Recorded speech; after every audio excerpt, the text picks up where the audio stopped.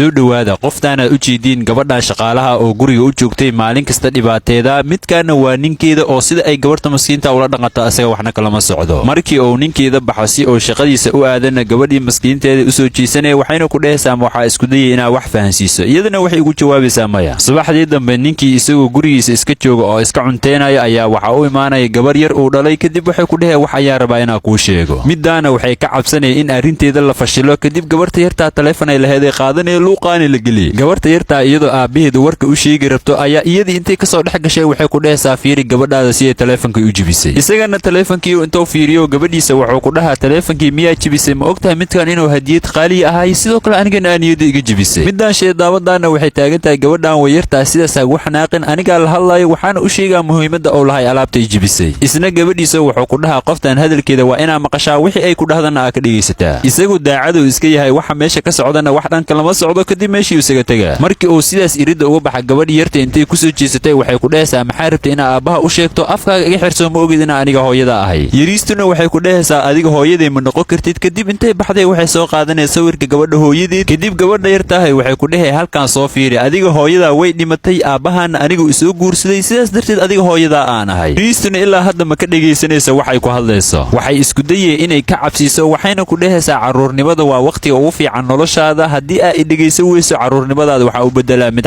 cabsi ugu dambeyn gabadha yartaa nafteedii u cabsanay waxayna ku raacaysaa warkeeda intay baxday waxay u soo qabanaysaa marka waraaqadihii wax lagu sawiraayo iyo qalimaantii kadib waxay dhehaysaa waxaa sawirtaa famil faraxsan familkaasna waa inuu ahaadaa familkeena iyaduna maxay samaysaa way ku qasban tahay inay wax sawirto si ay qoftaas waalan isaga badbaadiso habeenkii markii la gaaray oo aad muuqaalka leeg saartayna labadoodii oo miiskan isaga casheynaya waxa uu imaanaya gabadhii yartaheed oo wada waraaqadii ay wax ku sawirtay kadib ninkeeday waxay ku dhehaysaa gabadheena waxay rabtaa inay familkeena oo faraxsan sawirto haddana iyadaa ku tusinayso odaygu sawirka markuu fiiriyo waxuu arkaa inay ku sawiran yihiin naag xanaaqsan oo shaydaamad u eg iyo gabar shaqaale ah oo dhibane u eg waxaan maxaa waayo weydiina xaaskiisa iyadana waxay ku dhehaysaa ka welwelin sida wax loo sawiro way bara doontaaye iyagoo meeshii wada joogaa waxa uu imaanaya gabadhii shaqaalaha ahayd odagana ilaa hadda waxaan ma fahmin intuu tusiyo wuxuu dhahaa waxaan ii micneey waxay ogaaneen inay fashilantay kadib waxay isku dayeen inay isbadbaadiso laakiinse gabadhii yariisteeda aabaheed waxay tusay dhibaatooyin loo geystay gabadhii shaqaalaheed isagana markii uu arkay gabadha dhibaatooyinka loo geystay intuu yaabo soo istaagaa qoftaana wuxuu ku dhahaa waxaanoo dhan ma fahmin ee soo istaag iina sharax gabadhii shaqaalaha aheeda waxay ku dhehaysaa waxaan arkay iyadoo lacagtaada kaaxadayso kadib dhibaatadaana ii geysatay isagana ugu dambeyn wuxuu ogaanaa sababtay usoo dhex geli jirtay mar kasta oo ay isku dayday gabadha yartaa inay wax u sheegto intay soo istaagtay waxay dhehaysaa wax walba haddaa kuu sharaxa ee iga dhigayso isagana wuxuu ku dhahaa guriga iiga bax intaana booliska kuu wicin